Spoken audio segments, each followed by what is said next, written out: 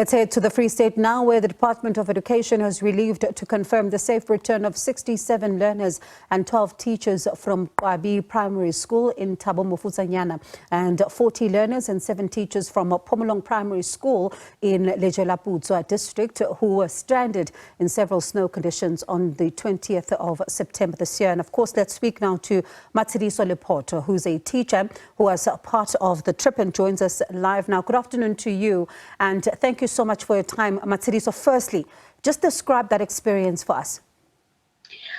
Greetings.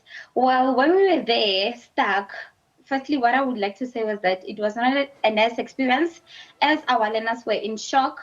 Some of them even developed having.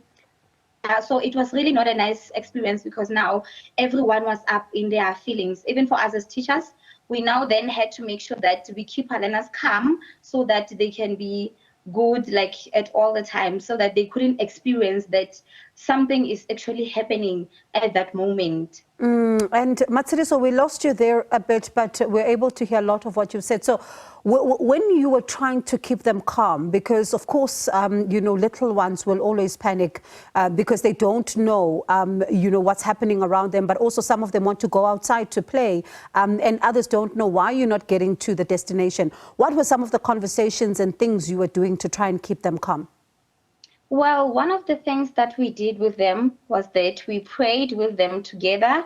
And then after praying, we asked them to sing so that they can be joyful in that moment, in order for them not to think about what is currently happening at that time and what it is that they're seeing. So children, when they sing, they just become happy. So that's what we did. And it removed a lot of things from their minds, because they were in a very calm situation at that time when they were singing. So that's how we distracted them from everything. Were you not getting calls from panicking parents as well? We got calls from parents. Parents were panicking a lot.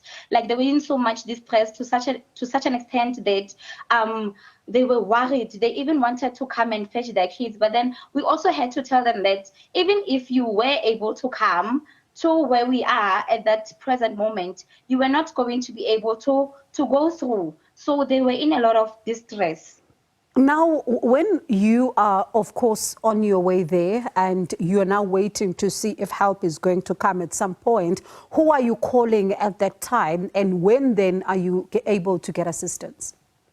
Well, the first person that I called our former SADU chairperson, Mr. Nyama, and he assured me. I called him at 5 o'clock in the morning, I remember, because we slept on the road between Moy River and Escort on Friday. So Saturday in the morning, I made sure that I made a phone call to him explaining our situation. Then he called our second manager, Mr. Mokwena, as well as the director.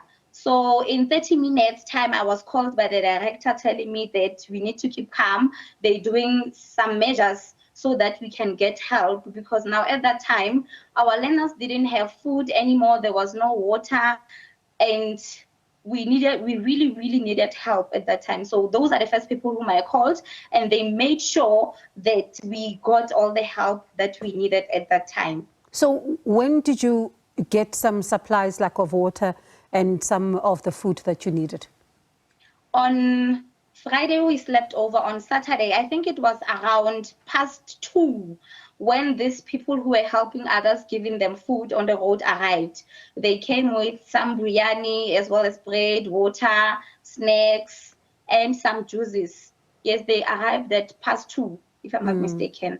Yes. Now, in preparation for this trip, were you not aware of the possible weather conditions, or were you aware as a school?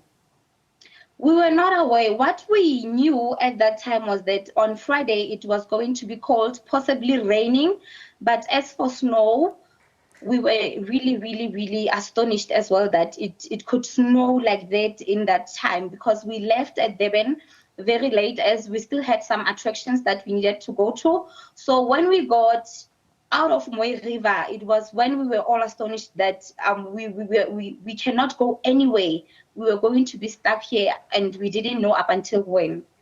Did you not fear, you know, that maybe they may take too long to come and assist you, or did you remain hopeful that someone was going to come after you made the phone calls?